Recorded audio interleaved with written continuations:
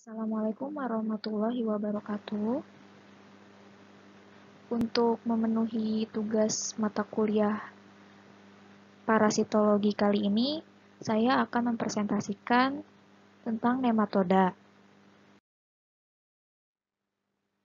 Yang pertama, saya akan membahas tentang nematoda usus.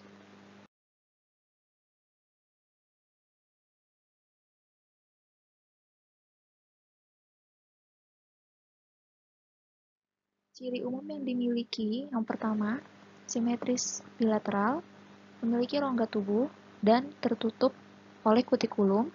Alat pencernaan telah lengkap, belum memiliki rongga peredaran darah, respirasi dengan permukaan tubuh, cincin saraf yang mengelilingi esofagus merupakan pusat sistem saraf, berumah dua, fertilisasi internal, tidak dapat melakukan reproduksi aseksual, dan hidup sebagai parasit.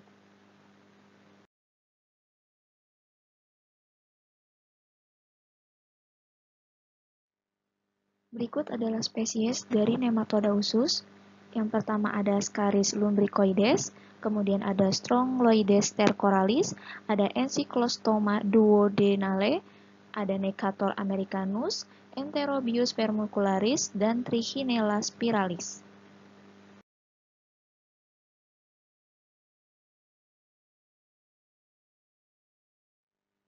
Yang pertama saya akan membahas Ascaris lumbricoides. Kita lihat di sini klasifikasinya. Cacing ini termasuk ke dalam filum nematoda, kelas Secernentea, kemudian ordonya Ascaridida, famili Ascarididae, dengan genus Ascaris, dan spesiesnya ada Ascaris lumbricoides.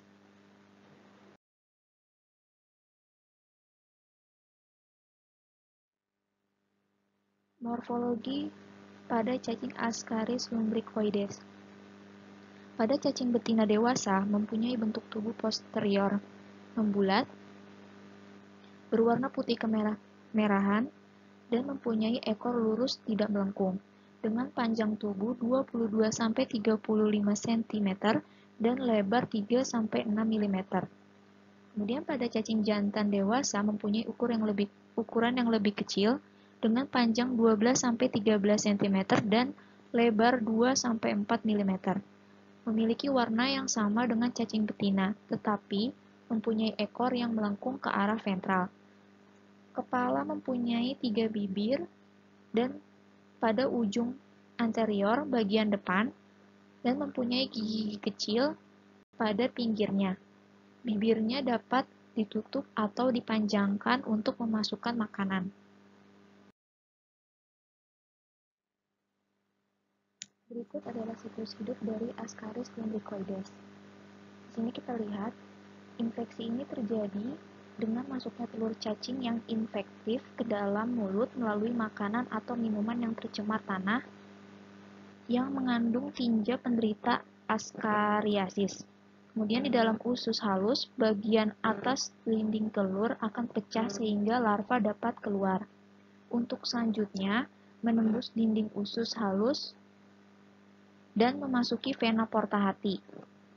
Bersama dengan aliran darah vena, larva akan beredar menuju jantung, paru-paru, lalu menembus dinding kapiler, masuk ke dalam alveoli. Biasanya pada masa migrasi ini berlangsung sekitar 15 hari. Kemudian dari alveoli, larva cacing merangkak ke bronki, trakea, dan laring untuk selanjutnya masuk ke faring, esofagus, turun ke lambung, akhirnya sampai ke usus halus.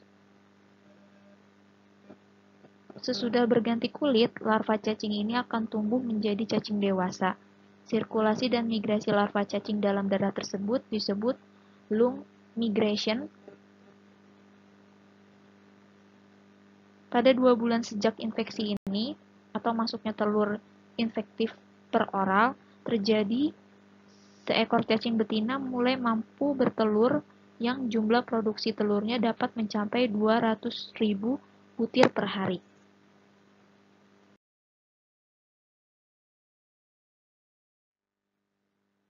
Apa saja sih penyakit dan gejala yang ditimbulkan?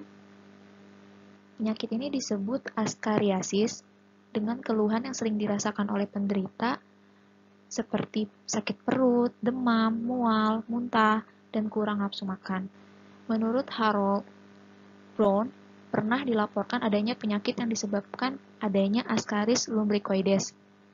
Namun, penyakit ini tergantung pada lokasi yang diinvasi oleh cacing tersebut, seperti encephalitis dan meningitis. Dugaannya ini mungkin larva cacing tersebut masuk ke otak. Yang kedua ada pankreatitis hemoragik. Cacing tersebut biasanya menyumbat ampula vateri. Kemudian ada paritionitis. Biasanya cacing tersebut menembus usus dan sampai ke rongga peritoneum.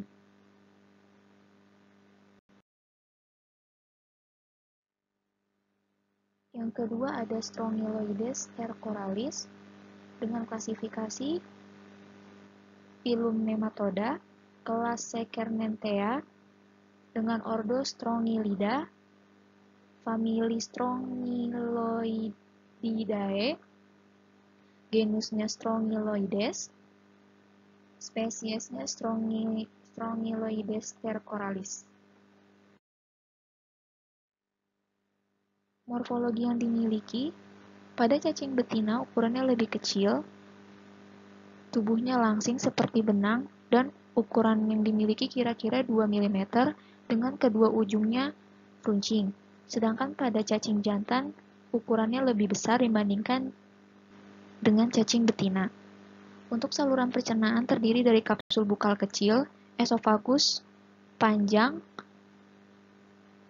dan melalui pertigaan anterior tubuh dan usus yang tipis.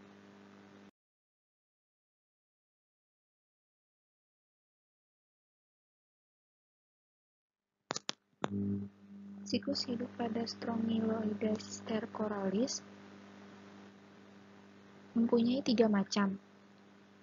Pertama ada siklus langsung, yaitu 2-3 hari di tanah, larva rhabditiform berubah menjadi larva filariform. Bila larva filariform ini menembus kulit manusia, larva tumbuh dan masuk ke dalam peredaran darah vena, dan kemudian melalui jantung kanan sampai ke paru. Dari paru, parasit yang mulai menjadi dewasa menembus alveolus, kemudian masuk ke trakea dan laring. Sesudah sampai di laring, refleks batuk sehingga parasit tertelan. Kemudian sampai di usus halus, bagian atas, dan menjadi dewasa. Siklus tidak langsung pada larva rhabditiform ini berubah menjadi cacing jantan dan betina bentuk bebas. Setelah pembuahan, cacing betina menghasilkan telur yang menetas menjadi larva rhabditiform. Larva rhabditiform dalam waktu beberapa hari akan menghasilkan larva filariform yang infektif dan masuk ke dalam hospes. Autoinfeksi larva rhabditiform ini menjadi larva filariform di usus atau di daerah sekitar anus. Bila larva filariform menembus mukosa atau kulit perianal, mengalami suatu lingkaran perkembangan di dalam hospes.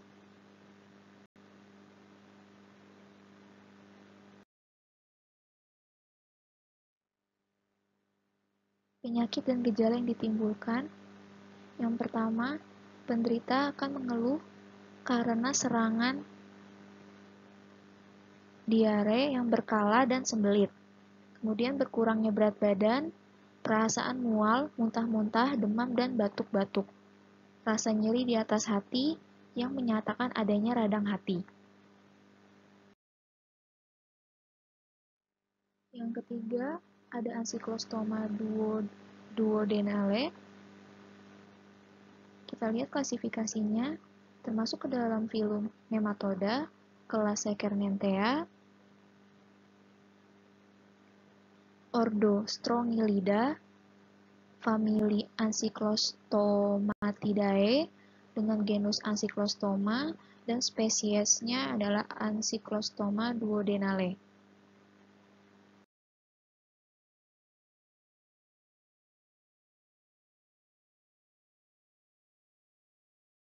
Morfologi yang dimiliki pada cacing ini, yang pertama, pada cacing jantan memiliki panjang tubuh 11 mm, sedangkan pada betina memiliki panjang 13 mm. Bentuk badan menyerupai huruf C, memiliki dua pasang gigi. Untuk cacing jantan memiliki bursa kopularis, dan cacing ini dapat mengeluarkan telur 10.000 hingga 25.000 butir per hari. Kita bisa lihat di sini siklus hidup dari Encyclostoma duodenale. Untuk siklus hidupnya, telur yang keluar dari usus penderita dalam waktu 2 hari akan tumbuh di tanah menjadi larva rhabditiform atau tidak infektif. Kemudian sesudah berganti kulit 2 kali, larva dari rhabditiform ini dalam waktu 1 minggu akan berkembang menjadi larva filariform yang infektif. Lung migration atau larva filariform akan menembus kulit sehat manusia, memasuki pembuluh darah dan limfe, beredar di dalam aliran darah, kemudian masuk ke jantung kanan, lalu masuk ke dalam kapiler paru. Larva menembus dinding kapiler, masuk ke dalam alveoli. Larva cacing kemudian mengadakan migrasi ke bronki, trakea, laring, dan faring. Akhirnya tertelan masuk ke esofagus. Di esofagus, larva akan berganti kulit untuk yang ketiga kalinya. Kemudian migrasi larva berlangsung sekitar 10 hari. Dari esofagus, larva masuk ke usus halus, berganti kulit yang keempat kalinya, lalu tumbuh menjadi cacing dewasa dalam waktu 1 bulan. Cacing betina ini sudah mampu bertelur.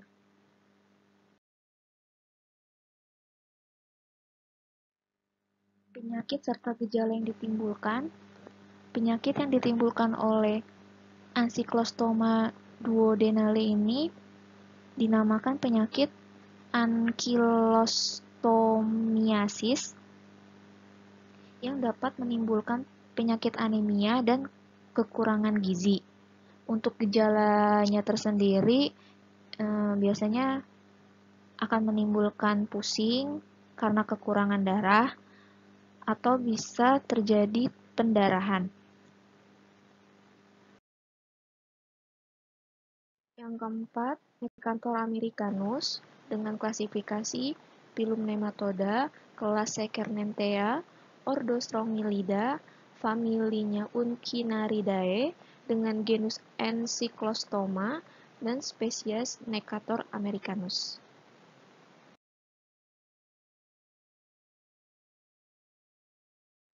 Morfologi yang dimiliki pada cacing ini yaitu untuk ukuran tubuh pada cacing dewasa biasanya ukurannya lebih kecil dan lebih langsing. Tubuh bagian anterior cacing tersebut yaitu melengkung berlawanan dengan lengkungan bagian tubuh lainnya, sehingga bentuk tubuh yang mirip seperti huruf S. Di bagian mulut terdapat 2 pasang alat pemotong.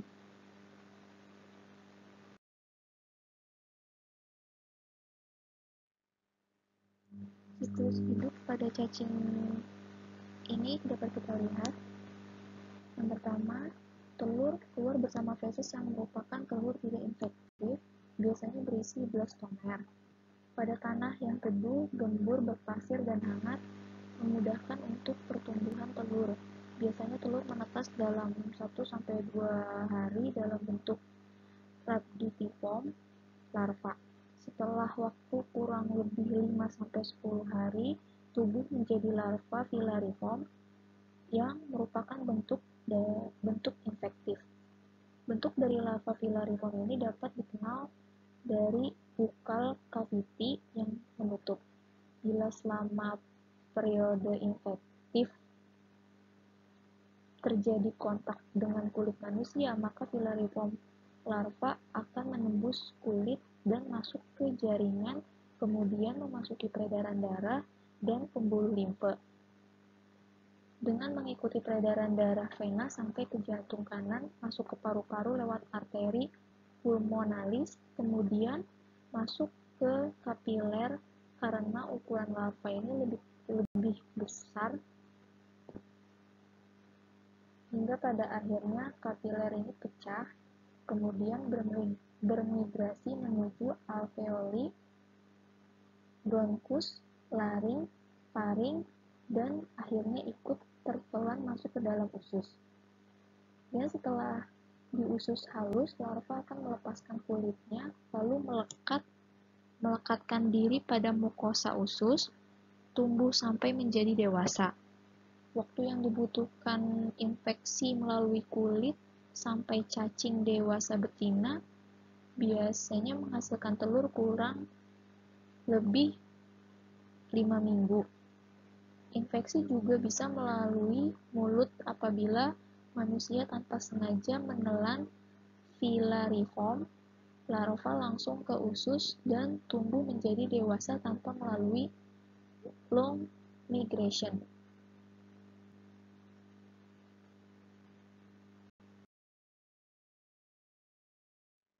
Penyakit serta gejala yang ditimbulkan. Penyakit yang ditimbulkan oleh Necator americanus ini biasanya dinamakan necatoriasis. Untuk larva yang menembus kulit dapat menimbulkan rasa gatal. Namun bila larva dalam jumlah besar melewati paru-paru, mungkin akan terjadi bronkitis atau pneumonitis. Bila terjadi secara menahun, biasanya sering menimbulkan gejala akut dan biasanya pun tidak nampak sampai adanya anemia. Gejala lainnya juga dapat dirasakan seperti merasa lemah, kemudian pusing, jantung menunjukkan hipertrofi, dan nadi yang cepat. Pada anak-anak yang mengalami infeksi berat, ada kemungkinan menunjukkan keterbelakangan fisik, mental, dan seksual. Yang kelima, ada Enterobius vermicularis dengan klasifikasi Phylum Nematoda, kelas Secernentea, ordo Strongylida dengan famili Exuridae, genus Enterobius, dan spesies Enterobius vermicularis.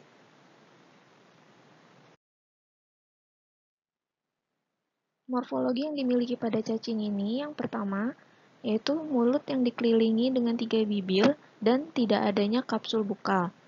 Kemudian, pada individu jantan, panjangnya sampai 5 mm. Ekor melengkung ke arah ventral dan ale caudal lateral mengelilingi ujung. Sedangkan pada individu betina, panjangnya hingga 13 mm. Dan untuk individu betina yang matang, bentuknya seperti kumparan dan mempunyai ekor yang langsing, memanjang, serta meruncing.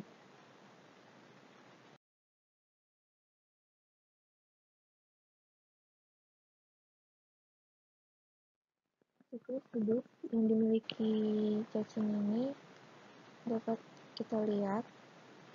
Di sini yang pertama, telur masuk ke mulut atau melalui jalan napas karena menghirup udara tercemar telur cacing. Kemudian di dalam duodenum akan menetas. Larva rhabditiform yang terjadi akan tumbuh menjadi cacing dewasa di jejunum dan di bagian atas ileum. Siklus hidup lengkap cacing ini membutuhkan 2-8 minggu lamanya.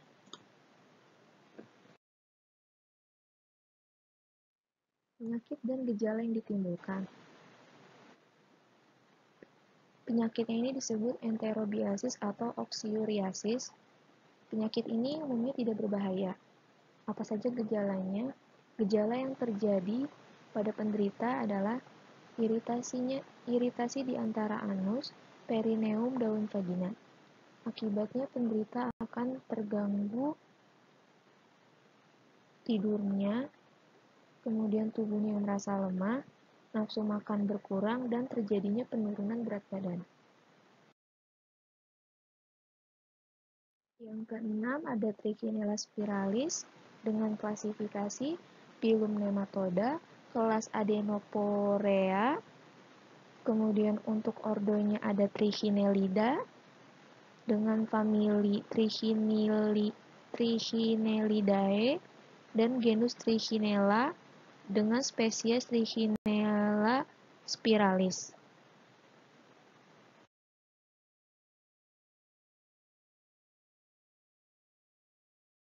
Morfologi yang dimiliki cacing ini, yang pertama, cacing jantan berukuran 1,4 sampai 1,6 mm, sedangkan pada cacing betina berukuran lebih panjang. Panjangnya dapat mencapai 4 mm. Pada bagian ujung posterior cacing jantan terdapat 2 buah papil yang membedakan bentuknya dengan cacing betina. Pada cacing betina tidak bertelur. Namun, dalam otot hospes umumnya larva terdapat dalam bentuk kista.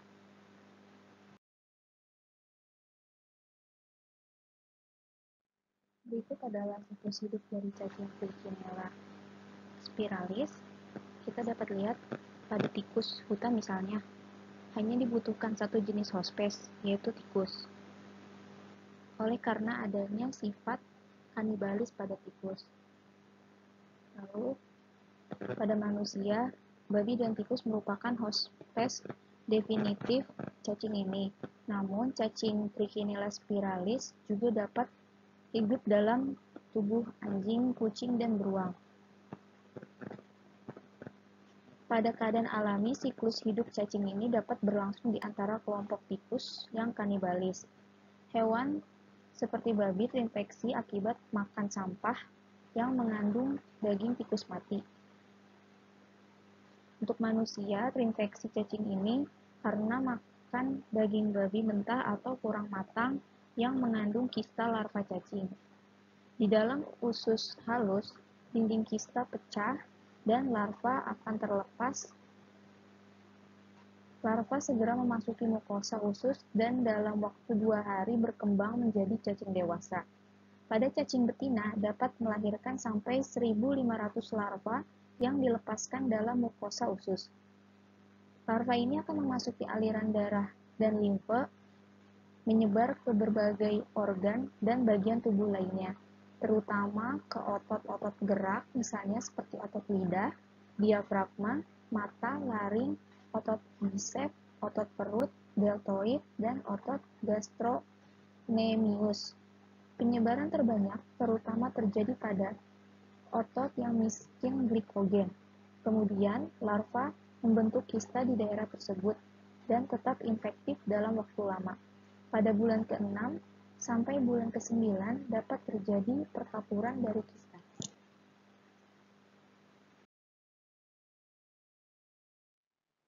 Penyakit serta gejala yang ditimbulkan. Gejala-gejala yang dapat ditimbulkan seperti berupa sakit perut, mual, muntah, dan diare. Kemudian, penderita akan mengalami nyeri hebat pada otot-otot gerak, diikuti dengan gangguan pernapasan, gangguan menelan, dan sulit berbicara.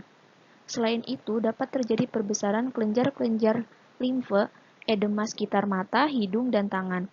Apabila terjadi nekrosis otot jantung, akan terjadi miokarditis yang dapat menimbulkan kematian pada penderita.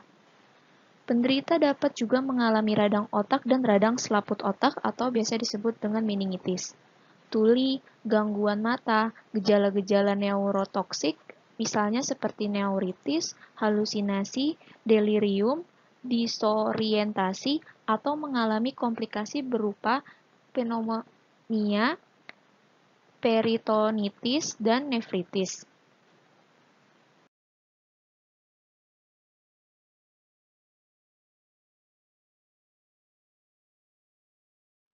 Selanjutnya saya akan menjelaskan tentang nematoda jaringan dan nematoda filaria. Fuchsia bancrofti merupakan parasit manusia yang menyebabkan filariasis Bancrofti termasuk penyakit filariasis limfatik. Pada sebuah kasus, filariasis disebabkan oleh genus Filarium, merupakan cacing darah dan cacing jaringan. Filariasis ini disebabkan oleh 3 spesies cacing filaria. Yang pertama ada Wuchereria bancrofti, Brugia malai, dan Brugia timori. Terlihat pada gambar di bawah ini merupakan seorang penderita elephantiasis dextra atau yang biasa disebut dengan penyakit kaki gajah.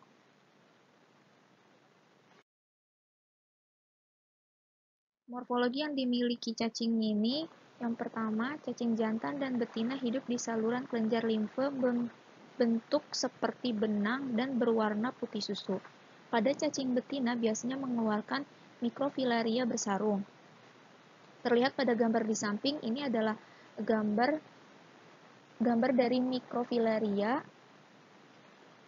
yang terlihat dengan perbesaran 40 kali dan menggunakan pengecatan Giemsa.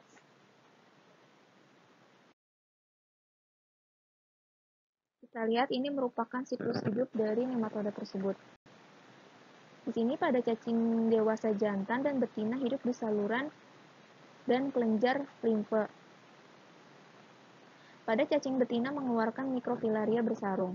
Mikrofilaria hidup di dalam darah dan aliran darah tepi secara periodik nokturna, atau mikrofilaria di darah tepi pada malam hari, dan di kapiler paru, jantung, ginjal, dan sebagainya pada siang hari.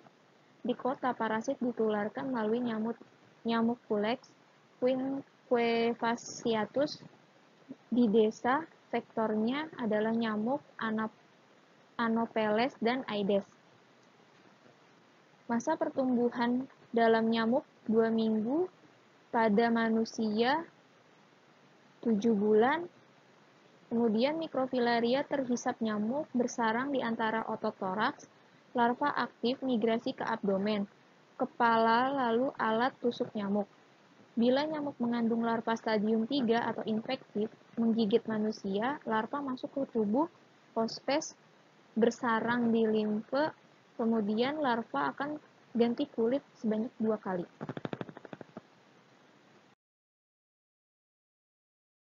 Apa saja penyakit dan gejala yang ditimbulkan?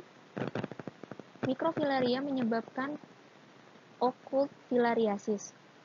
Untuk stadium akut cacing dewasa, biasanya akan terjadi limfadenitis dan limfanitis retrograd.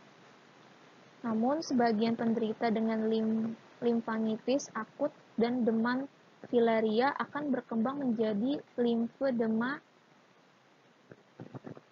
di lengan, kaki, payudara, dan genitalia, kemudian akhirnya menjadi elephantiasis.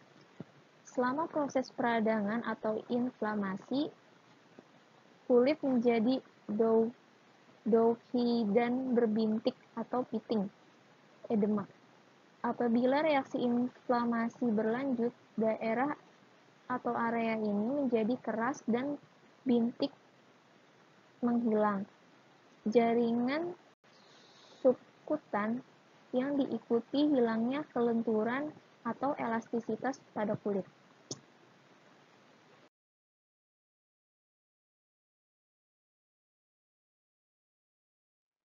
Sekian hasil presentasi dari saya, kurang lebihnya mohon maaf. Wabillahi taufiq walhidayah. Wassalamualaikum warahmatullahi wabarakatuh.